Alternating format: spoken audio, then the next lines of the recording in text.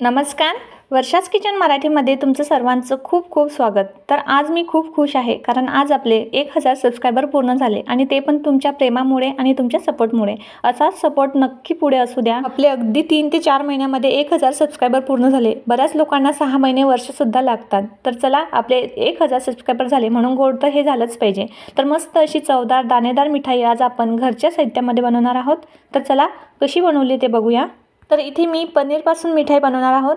तर हे पनीर मी घरीच बनवलेलं आहे. 1 लिटर दुधापासून हे इतकं पनीर निघालेलं आहे. तुम्हाला जर ही रेसिपी हवी असेल तर नक्की मला कमेंट्समध्ये सांगा.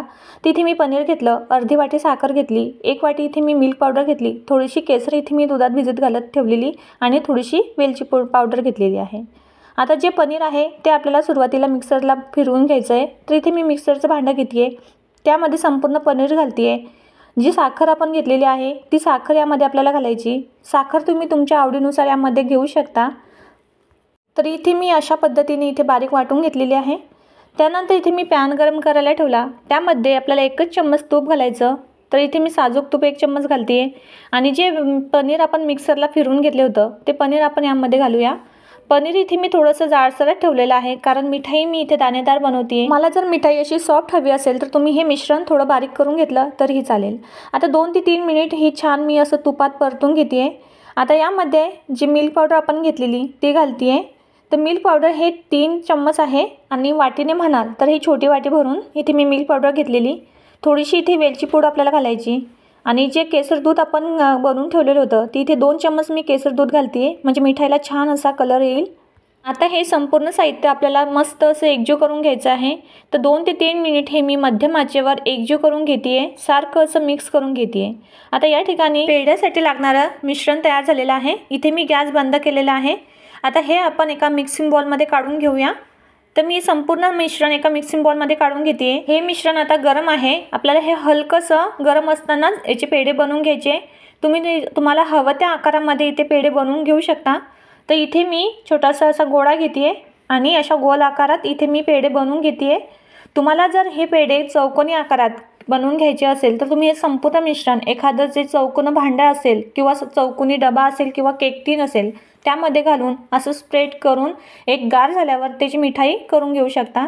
तर इथे मी गोलच मिठाई इथे बनवून घेते आहे. अशा पद्धतीने आपल्याला संपूर्ण मिठाई बनवून घ्यायची आहे. छोटासा गोळा हातावर घ्यायचा, हलकासा त्याला दाब दिल्याने मस्त इथे गोलाकार इथे मिठाई तयार होते. तर अशा पद्धतीने मी इथे संपूर्ण मिठाई बनवून घेतलेल्या आहेत. तर तुम्ही बघू शकता भरपूर इथे आपली मिठाई बनवून झालेली आहे. आता याला थोडंसं आपण डेकोरेट करूया. तर जे केसर मी भिजत घातलेली होती ते मी या पेढ्यावर घालते आहे अशा पद्धतीने. तुम्हाला जर आवडत असेल तर तुम्ही काजू बदामसुद्धा असे डेकोरेट करू शकता किंवा जो चांदीचा वर्क असतो ते सुद्धा तुम्ही यावर लावू शकतात. पण आज आपण घरच्याच साहित्यात बनवणार आहोत म्हणजे घरात उपलब्ध असलेले साहित्य आपण आज इथे वापरलेले आहोत. तर मस्त इथे चवदार दाणेदार टेस्टी मिठाई आपली तयार झालेली आहे. अगदी झटपट होणारी आहे. 10 ते 15 मिनिटात आपली इथे मिठाई तयार होते. तुम्ही जर घरी दूध आटवून जर बनवत नसेल तर तुम्ही बाहेरून पनीर आणून जरी बनवली तरीसुद्धा आपली मिठाई खरंच खूप छान लागते. तर तुम्ही बघू शकता किती सॉफ्ट आणि आतून दाणेदार इथे आपली अगदी मार्केटसारखी मिठाई तयार झालेली आहे. चवीला सुद्धा ही मिठाई खूप छान लागते, अगदी मार्केटसारखी लागते. तुम्ही पण असं दुकानातून महागडी मिठाई न आणता अगदी घरच्या साहित्यामध्ये झटपट होणारी अशी मिठाई एकदा नक्की करून बघा. आणि परत मी तुमच्या सगळ्यांचे अगदी मनापासून खूप खूप तुम्हाला धन्यवाद. तुम्ही मला खूप छान असा सपोर्ट केला आणि असाच सपोर्ट पुढे सुद्धा असू द्या अशी आशा करते. आजची रेसिपी थोडी जरी आवडली असेल तर लाईक करा, शेअर करा आणि वर्षास किचन मराठीला जर सबस्क्राईब केलं नसेल तर नक्की सबस्क्राईब करा. साईडला असलेलं बेल आयकॉनसुद्धा क्लिक करा म्हणजे माझ्या आलेल्या रेसिपीचे नोटिफिकेशन तुम्हाला लगेच मिळेल. तर चला, आजची किचन टिप बघूया. पुरीची पीठ मळत असताना त्यामध्ये 1 चमचा साखर घालावी. पुऱ्या ह्या अजिबात तेलकट होत नाही. तर चला, भेटूया अशा एका छान रेसिपीमध्ये आणि किचन टिपमध्ये. तोपर्यंत बाय.